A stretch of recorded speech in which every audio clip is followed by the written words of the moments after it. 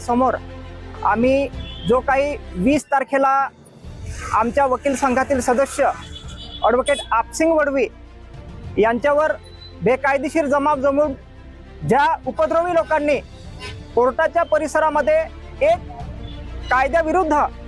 आणि लोकांना काळीमा फासेल असं कृत्य केलं आणि त्या कृत्याच्या निषेधार्थ आम्ही पोलीस ठाण्यात तक्रार केलेली आहे आणि आरोपींवर गुन्हे दाखल होऊन आरोपी अद्याप मोकळे फिरत आहे, त्यांना अटक झालेली नाही। एक न्याय देणारा वकील जेव्हा लोकांसाठी भांडतो लढतो, वकील हा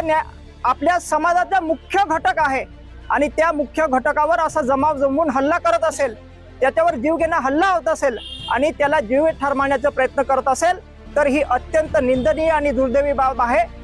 केलेल्या कृत्याचं आम्ही वकील संघातर्फे या ठिकाणी